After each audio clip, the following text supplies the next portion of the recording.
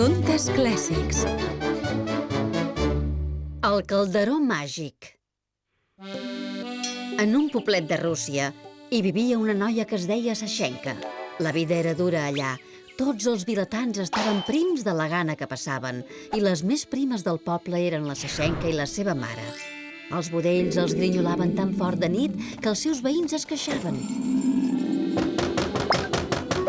No feu tant de soroll, sisplau!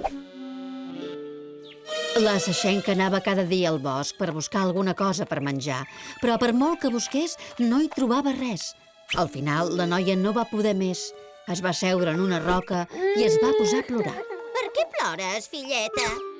La Sashenka va mirar en l'aire sorpresa. Al seu davant hi havia una velleta decrèpita. Al món hi ha persones amb problemes més greus que el teu. Era cert, la Sashenka es va avergonyir del seu plor. Mira'm a mi. Va dir l'anciana. Tinc l'esquena desfeta i he de carregar aquest calderó tan pesant per tot arreu. El calderó semblava molt feixuc, però dèbil i famolenca com estava, la Sashenka es va oferir a portar-li. La velleta li va carregar i, sense donar-li les gràcies, es va posar a caminar a bon pas. La Sashenka la seguia com podia. Al cap d'una estona, la velleta es va aturar i li va dir a la Sashenka que es podia quedar al calderó. Quan vulguis menjar, digues cuina, calderó, cuina. Quan ja en tinguis prou, digues para, calderó, para. Abans que la Sashenka li pogués fer cap pregunta, l'anciana va desaparèixer de la seva vista. Quan la Sashenka va tornar a casa amb un calderó buit, la seva mare es va disgustar molt. Els budells li grinyolaven i la va escridassar. Explica'm de què serveix un calderó si no tenim res per coure-hi. La Sashenka el va posar damunt la taula i va dir: Cuina, calderó, cuina. no va passar res. La Sashenka patia, però de sobte el calderó va començar a bellugar-se i a esbufegar. En sortia vapor i unes farinetes boníssimes hi feien xup-xup. La Sashenka ho va comprendre. La velleta decrèpita era una bruixa i el calderó feixuc era màgic. Van menjar fins que van buidar el calderó i van tenir l'estómac ple. La mare de la Sashenka es fregava la panxa alegrement i ja pensava en l'àpat següent, per això no va sentir les altres paraules màgiques que va murmurar la Sashenka. Para, calderó, para. Hem de compartir aquesta fortuna amb els veïns. Va dir la Sashenka.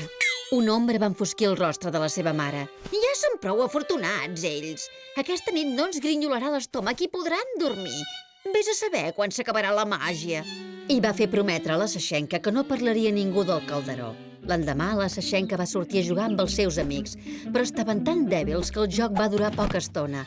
Es delia per parlar-los del calderó màgic, però havia promès a la seva mare que no ho faria i no els va dir res. La mare de la Sashenka no parava de netejar el calderó. L'enllustrava, li donava copets. Va llançar totes les altres olles. Tanta feina li va fer venir molta gana. Cuina, calderó, cuina! Li va ordenar i, pam, dins del calderó van tornar a fer xup-xup unes farinetes boníssimes. No es va molestar a agafar un bol, se les va menjar directament del calderó. Delicioses! Però tot i que menjava molt de pressa, les farinetes pujaven amunt i amunt i van començar a vessar. Ai, senyor, com el va fer aturar la Sashenka? Prou, calderó, prou! Però continuaven pujant. No et passis, calderó! Les farinetes regalimaven i s'escampaven per la taula. Que no en vull més, calderó! Quan les farinetes ja cobrien el terra, la mare de la Sashenka es va espantar molt. Quiet! Tranquil! Atura't! Però continuava fent xup-xup. Les farinetes van sortir per les finestres, van baixar pel carrer fent xup-xup i van formar una gran riuada que baixava carrer avall. Es ficava a les bústies, sortia per les xemeneies. Els vilatans es van refugiar a les teulades.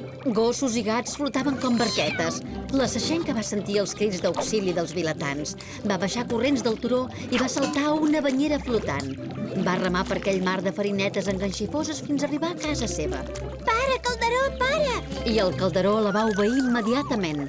A mesura que el xup-xup minvava, la Sashenka va veure que tots els vilatans agafaven grapats d'aquelles farinetes tan dolces i se'ls ficaven a la boca. Van menjar i menjar i menjar durant tot l'hivern. La Sashenka reia contenta. L'egoisme de la seva mare s'havia convertit en un acte de generositat. Però, sobretot, reia perquè el seu poble era el més feliç i més ben alimentat de la terra.